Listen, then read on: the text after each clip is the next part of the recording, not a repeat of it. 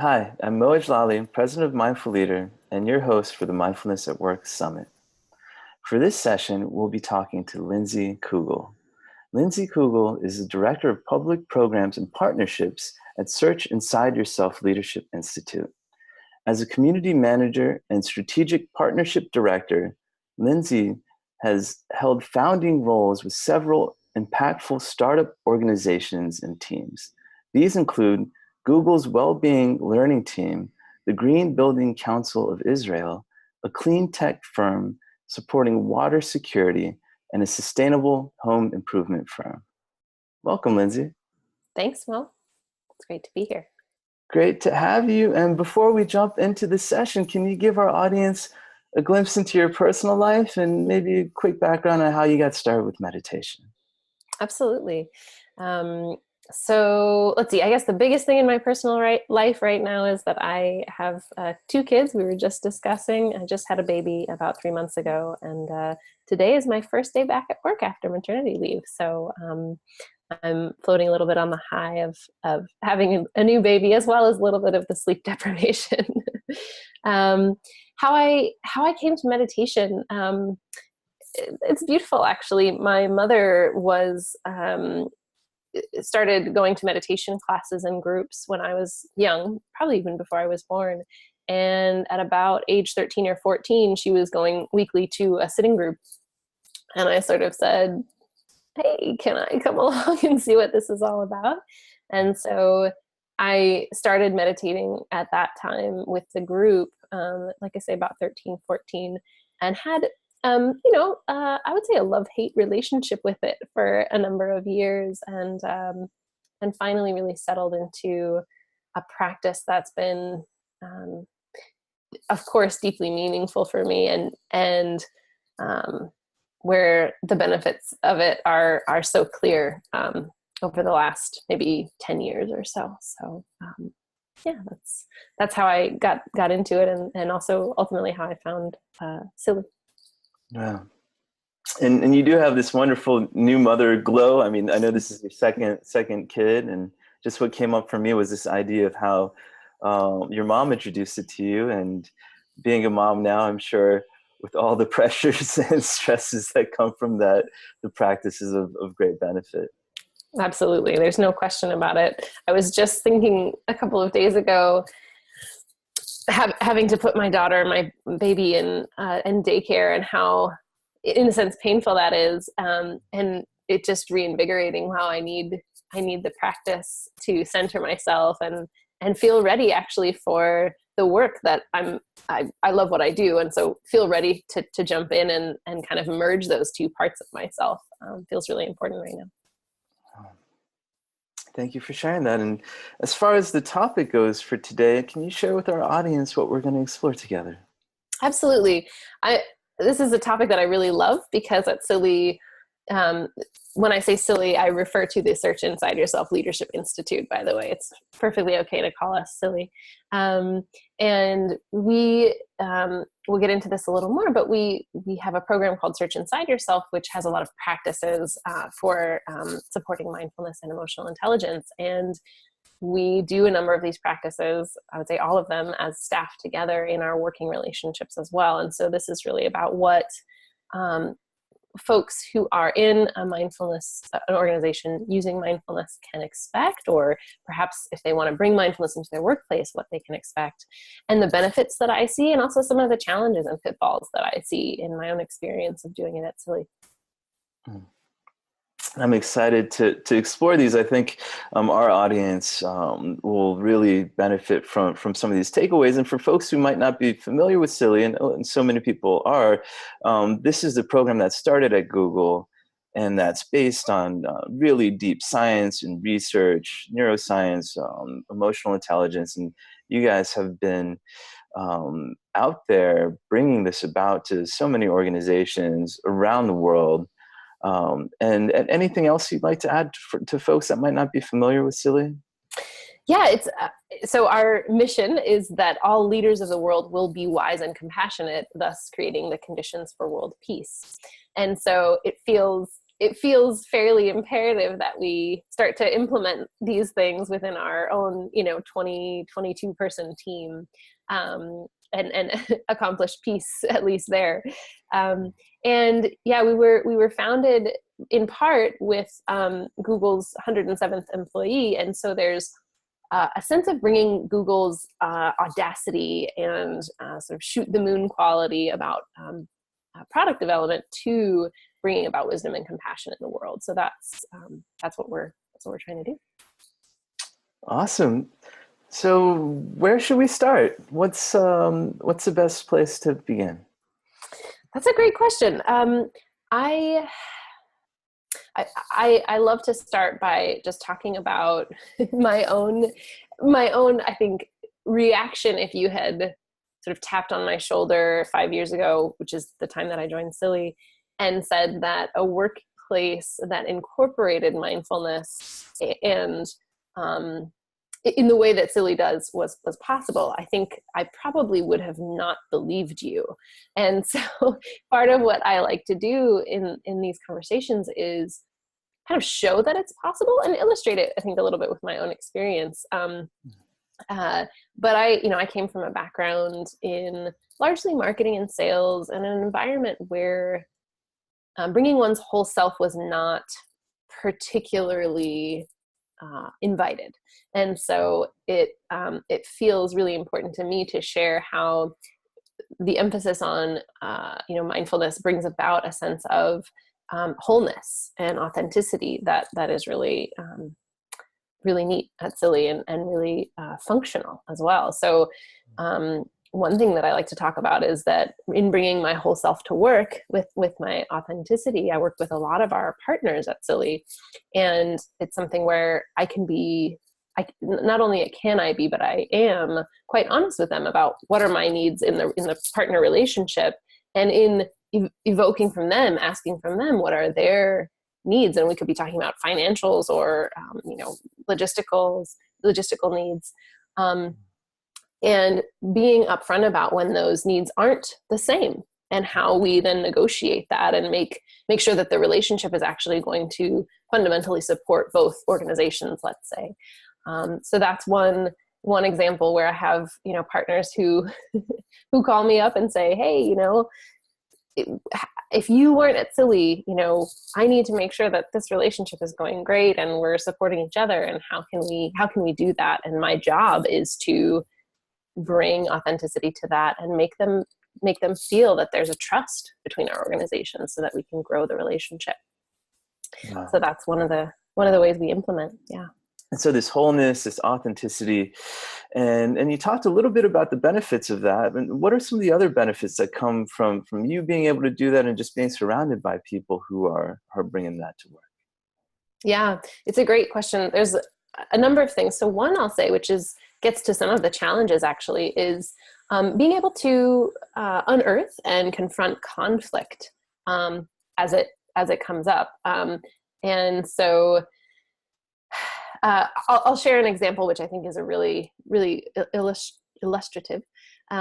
We had a conversation between Silly staff and board during kind of a challenging transitional time. And there was a letter that staff had written to board about this transition.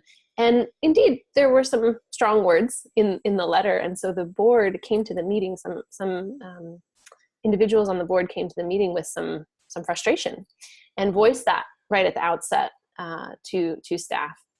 And there was a real sense of both frustration and blockedness, and a feeling of people not just two sides not getting each other in the room. And my colleague sort of raised her hand in the meeting and said, look, I'm feeling, my heart is racing. I'm like, I have sweaty palms here. I was part of the staff who wrote this letter, and I feel responsible for its content, and I also feel the need to explain what went into it, and also say my truth right now, which is that I feel really uncomfortable. And her simply raising that was like this total sea change in the conversation. So we had this moment, my hat is off to her to this day, that she really felt that she could bring this noting of what's happening now to the room. And it created a softening that enabled us not only to move forward with more care and warmth toward one another, but actually allowed the conversation to then progress so that we could find a resolution to some of the challenges that were coming up. Mm. So that's, to answer your question in short of what's one of the benefits, there's a sense that conflict is unearthed and addressed and then allowed to pass. And so resentment that may otherwise remain dissipates. And that, of course, you can imagine is incredibly strong for both, retention, but also just feeling of coming into a workplace that feels strong and whole. And I imagine the sense of connection and just the relationships between people tend to be stronger, which in a work environment which requires a lot of collaboration and communication could be really powerful. That's exactly right.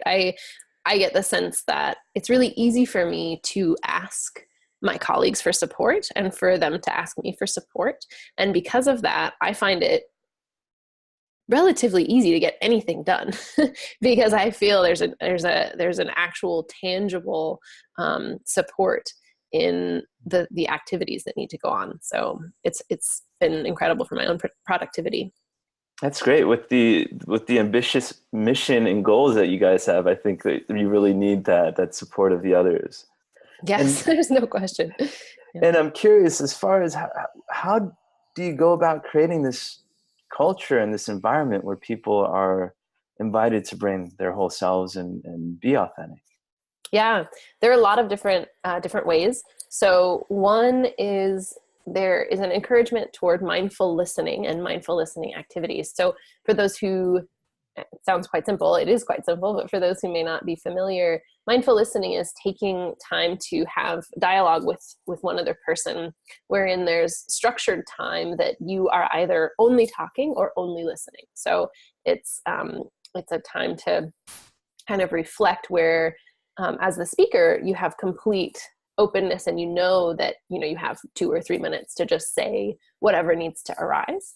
And as the listener, you're really, again, it's used a lot, but you're really giving the gift of your attention to that person. So you're meeting them, you're doing your very best to stay grounded and not, let your mind wander off, and completely listening for that entire period of time.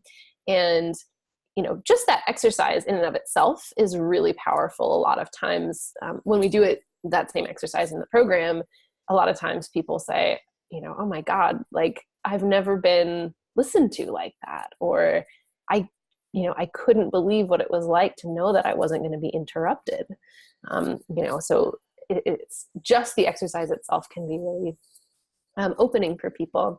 And then we incorporate as well these dyad prompts. So one one example I like to share, we do about once a week, we come together for a staff meeting and we incorporate some kind of a dialogue.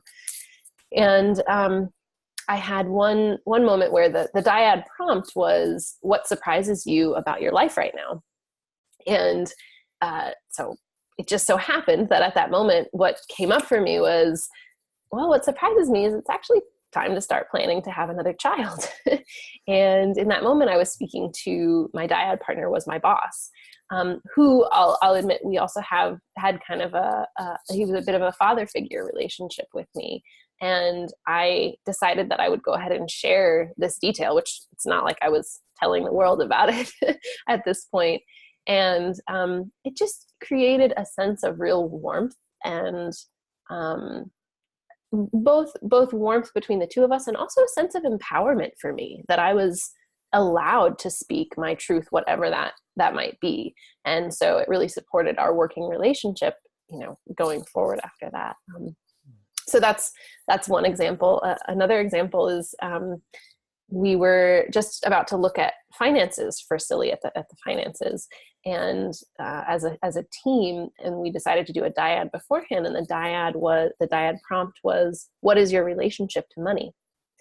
And if you can imagine stepping back and having a dyad with someone about what their relationship is to money and what yours is, unearthing things like, poverty mindset or abundance mindset, or history that might be confluent with them for in dealing with anything having to do with money, and then in that context examining the finances for silly. So unearthing in many cases unconscious assumptions that we might be having that are going to impact the way we interact with the particular business idea that we're working with. Wow.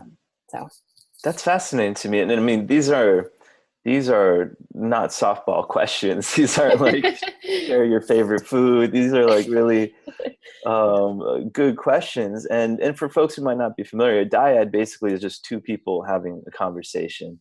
And so can you just give a sense? I really like that example, but how is that set up? How is that sort of normalized? So is this something that happens every meeting? Is there sort of a meditation before? And how is this not strange to people? Yeah, great question. A couple of different ways. So number one, it's usually something that we do in staff meetings. So once a week or once every 2 weeks, depending on what needs to be covered. And the idea is we give a spacious, 10 to 15 minutes for any one of these dyads, wherein there's the mindful listening and mindful speaking that we were talking about before. And how is it normal? So I mean, there's something to be said for emphasizing the fact that these exercises are done in even the recruiting process at Silly. So something to, make sure people are aware of what's happening up front.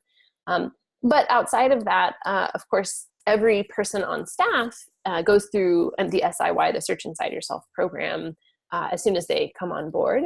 And so they get to know these kinds of exercises. And in the Search Inside Yourself program, we go even deeper. We'll do a dyad like that, but then do journaling and free writing about it, or really uncovering what are the insights that we can get from these exercises.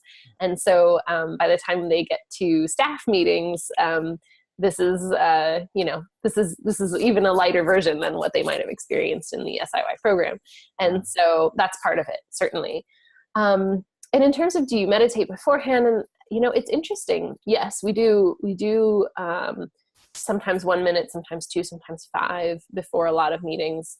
And then in one-on-ones that I have, it's really up to the individuals that are having the meetings. So I have meetings that are more structured and we always do a meditation beforehand, meetings that are less structured and we don't, actually. So it just depends on what the individuals are up for in the particular setting.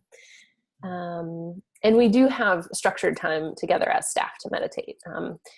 You can't tell this now, but I'm remote. I live in San Diego and our office is in San Francisco. So I'm always having conversations like this where it's over the screen, and I get to even join our meditations as staff. They open it up to Hangouts for us, those of us who are away from the office.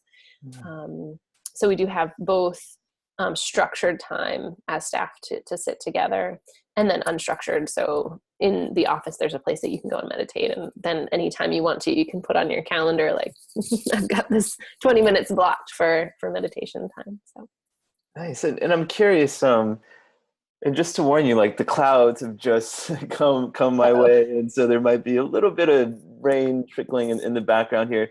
But you mentioned something that just piqued my curiosity. You mentioned that during the recruiting process that people are exposed to some of this, and I'm curious if you could share just a glimpse into that. Sure, that's a great question. I personally do it whenever I interview someone, and I think it is incorporated into our general sort of guidelines when we have an interview with anyone. It doesn't, certainly you are not required to have a mindfulness practice or anything like that in order to join the Silly team. And we are upfront about the fact that there are these exercises that are going to be around you. So I think usually what I say in interviews is something like, there will be sitting, there will be self-reflection, there will be dialogues where you may be answering a personal question. are these things that you're comfortable with? How does that, how does that land with you? Most of the time people know what we're all about. And so it's not a surprise. And they say that it's one of the things that, is attractive to them about as Silly as a workplace. And I think that people are surprised to learn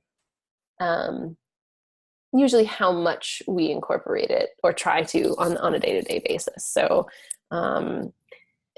it's not just sort of these dedicated practices, right? It's not just the dyads and the meditations, which are important, but there's an emphasis on self-care that's sort of woven into the fabric of the culture. So like my colleague would just like go to sleep under his desk because he needed a nap. And I remember this, I say in the past, because this was early on when I joined Silly. He might still do it. I haven't seen him in the office lately. That's very George Costanza. Yeah. Well, I'm going to take a nap. Stop me. But it's much more about listening to the body, right? And knowing what's needed, right? So this particular colleague of mine bikes a really long way to get to work. He probably needs to recharge and takes a nap so that he can do that. Or, another colleague he sets up like 90-minute playlists and then, does focused work for 90 minutes and then makes it part of his schedule to get up and go do something else because he knows that, being in front of a computer for longer than 90 minutes is less productive. So it's really about incorporating practices that are right for each individual and of course, listening to what's necessary there.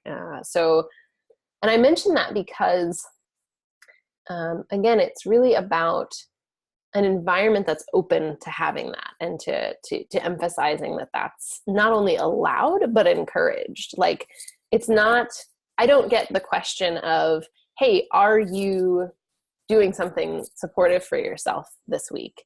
It's the question of, what are you doing this week that's going to support you being able to show up to work whole and you feeling healthy and having well-being. Wow. And just a couple of things come up as I hear that. I imagine that there's a level of understanding between colleagues and everyone that when you see someone doing something that, you don't question it, and you don't like bother them or judge them around it. Certainly you won't bother them. Like, I'm not going to like tap on my colleague's shoulder and say like, why are you napping?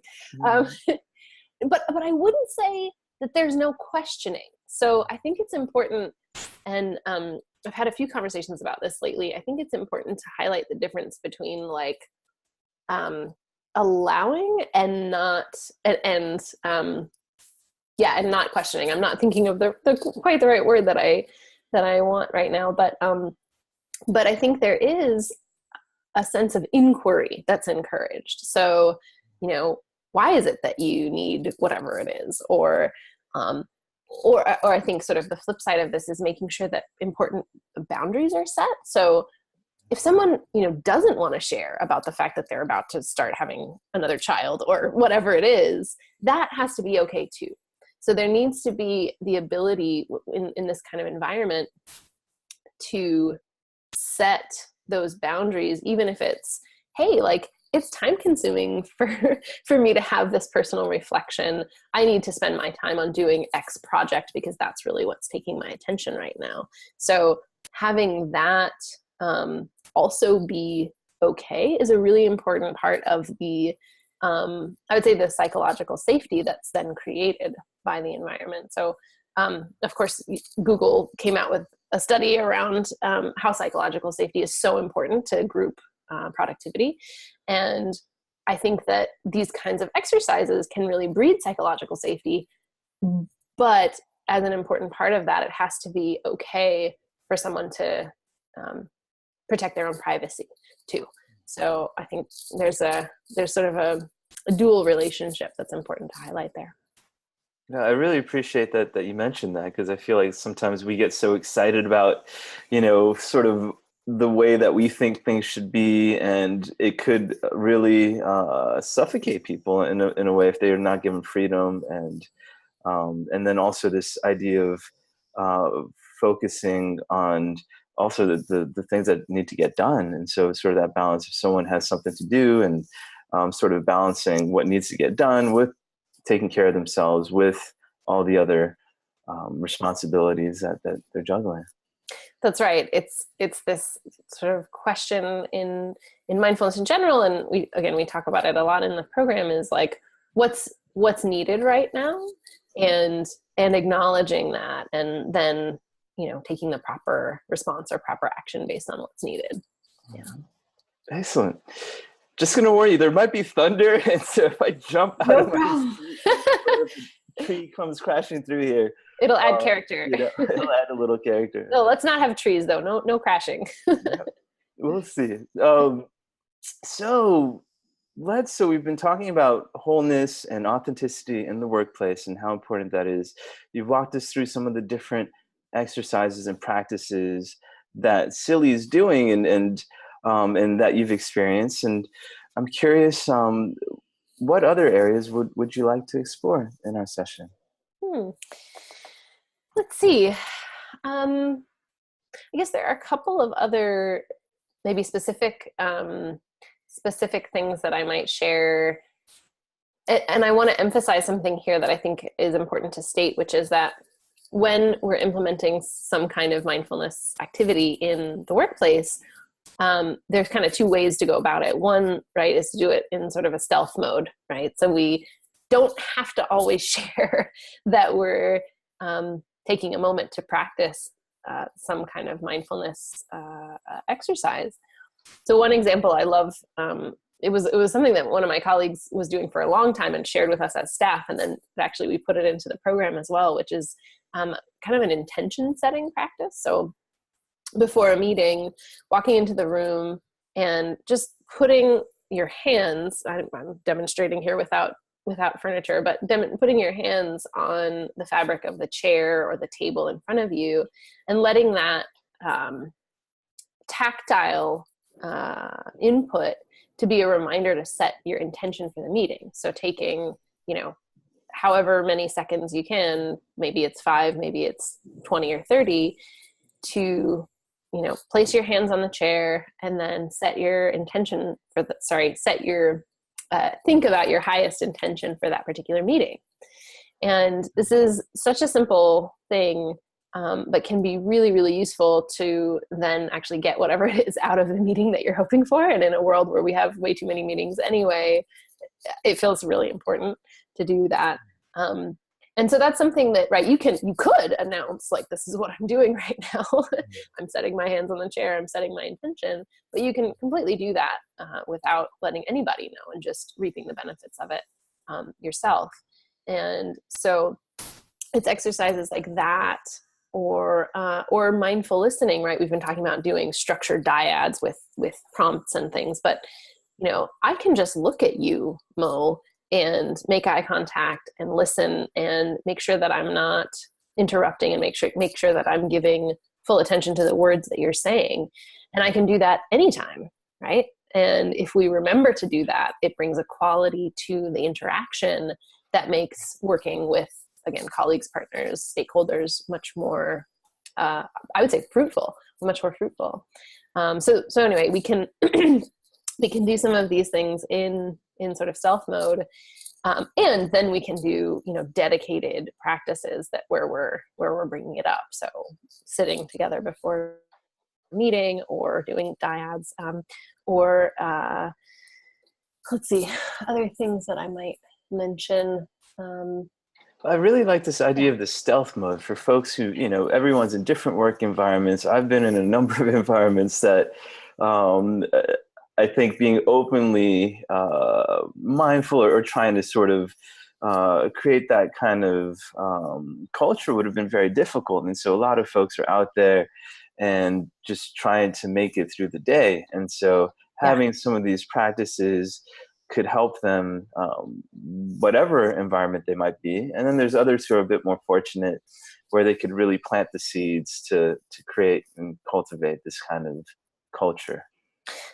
That's totally right. The encouragement is whatever is possible in your own particular environment. And like you say, for some people, it's not a working environment that's I was going to say that's ready, but that's not a good usage of the word, but it's not a working environment where these kinds of practices are well received necessarily yet. And so the first step is doing them as dedicated or integrated practices within one's own self, and then seeing what benefits come out of that.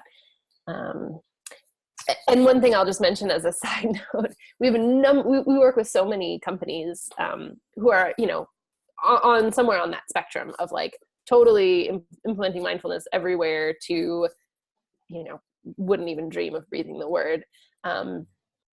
And a lot of them say that I think a lot of individuals may feel that their organization is far on this side, right? And totally unopen to it. But something I would just encourage, this is something that we saw at Google a lot. I worked with Google as well as part of the Wellbeing Learning team when I first started working with Silly. And we were working on GPause, which is the internal, you know, meditation program where people can just start meditation groups in any office. And it was just amazing to see how when somebody posted about, hey, like interested in learning about meditation, or what is mindfulness, or coming to this meditation sitting group, people would just come out of the woodwork. And it's like everybody could be sort of living a little bit in the closet with their own interest or their own kind of practice. And once there's some kind of sanctioned or even unsanctioned, just a colleague expressing interest, there was often more interest than we knew about for this kind of thing. So anyway, I thought I would mention that.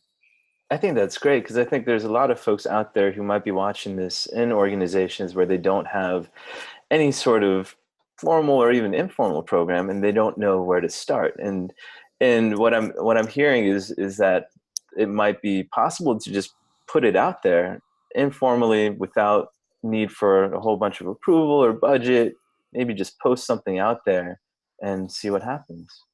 That's right. And it's interesting because the conversation can be started in a number of different ways, right? Sometimes when we teach the SIY program, then that of course breeds like, hey, how do I practice this stuff at work? And what do I do? And then you have, a handful of people coming out of the program and just setting up in a conference room for 20 minutes, one day, and just sitting together. But yeah, it can be sending out a quick group email, or posting something in the lunch tents or whatever it is about checking out practicing mindfulness together. And it's always interesting because once we've noticed, and again, this is sort of anecdotal, but across a number of organizations, we've noticed that when one person starts to champion something around mindfulness practice, there tends to be sort of a sudden rush of energy around it, that people are like, oh, I've been waiting for this. And then, it becomes from one person championing to a number of people. So that's been really beautiful to see. Yeah. And just along those lines, any advice for the folks out there who want to be these champions? Absolutely. There are a number of ways to go about it, right? So, I would say there are three kind of main ways that you can get buy-in within the organization. So one is by being a champion and sort of doing something grassroots.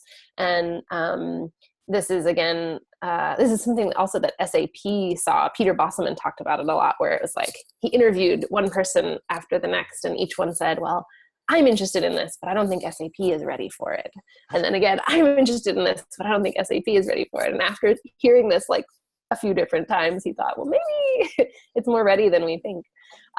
So one way is sort of by doing it grassroots and just reaching out and seeing how many people are excited about it, how many people are wanting to practice together, how many people are just interested in learning more about it. I think there's a real sense of people wanting to get a quick introduction to see like, what is this mindfulness stuff that's being talked about, and how would it help me at work? And so there's that. So doing it in kind of a bottom up kind of way. And then another way is working with, sort of the people relations, HR folks. There's a lot of kind of leverage that can be worked with there as a champion, and working with HR departments and saying, hey, like, I think this can really improve well-being. It certainly has been shown to improve engagement and things like that if it's done well, right? If it's done in an authentic way. And then, I think in some organizations, it's about one member of the leadership taking it on and being ready to make changes at the organizational level that allow for mindfulness to be practiced. So it could be member of leadership, or member of the leadership team, or let's say the head of a particular business group. So getting some kind of decision-making actor ready to implement, even if it's within a small experimental group or something like that, and that can pave the way for implementing some of the practices.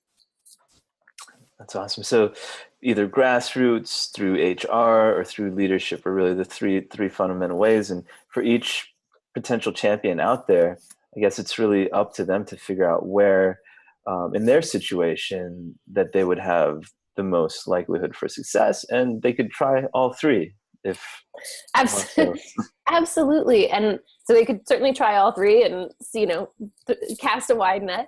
And I would emphasize that starting from a place of their own experience is really key, right? So if it's going to the leader of a particular, business organization or something within the company, speaking from their own experience about what they notice within their own working life, or how maybe even colleagues interact with them differently after their own personal practice got started. And this is, I say this because this is a story we hear over and over again. It's like people say like, wow, you've really changed this last year. What's going on? And they'll talk about their mindfulness practice that's made such an impact for them. So, so starting from a place of this has been really important and meaningful for me can, in some cases, really grab the attention of, whoever it is that you're attempting to work with. Excellent. Lindsay, this has been a lot of fun. We're getting close to the end of our time together. Any final thoughts or closing things? I think the main thrust of it is that as we talked about sort of with the stealth mode and the overt, I want to emphasize that incorporating mindfulness in some capacity is possible in almost every situation, almost every workplace.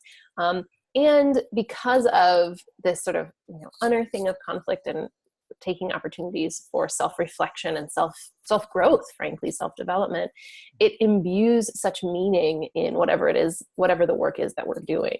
And so it makes it both more meaningful and often more fun because you're interacting with colleagues in a way that's more authentic, and you're happy to see them. So I just want to emphasize that that's a key thing that I've noticed about working with it with Silly. Oh, and I have to share, I've had a great opportunity to spend some time with the Silly staff, and you could feel it. Like there's just this vibe, and it's a wonderful vibe. So it's palpable. And with that closing thought, Lindsay, really fantastic having you with us. Thank you so much for being part of this. My pleasure. Thank you so much, Mo. And folks who might want to learn more about Silly, what's the best way they could do that? Yeah, absolutely. So certainly silly.org, and I'll spell that. It's SIYLI.org is a great place to start. There's resources and additional ideas around the exercises that we do.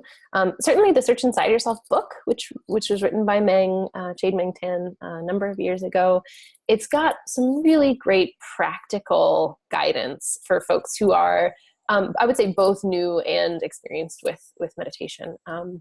And certainly you can feel free to reach out to me. I love interacting with this stuff, and because of the kind of passion that people bring to their work around mindfulness, I feel like my day-to-day is full of joy. So I'd love to hear from you if you have questions or thoughts. I'm just Lindsay, LINDSEY @silly.org. So. Awesome. And I just want to mention with the book, Meng's book, it's also fun and light and enjoyable to read for folks. So. You can really see his sense of humor shine through. It's fantastic. Absolutely. Well, this has been great. Thank you, Lindsay, one more time. And my name is Mo Jalali. Thank you, everyone, for joining us here at the Mindfulness at Work Summit.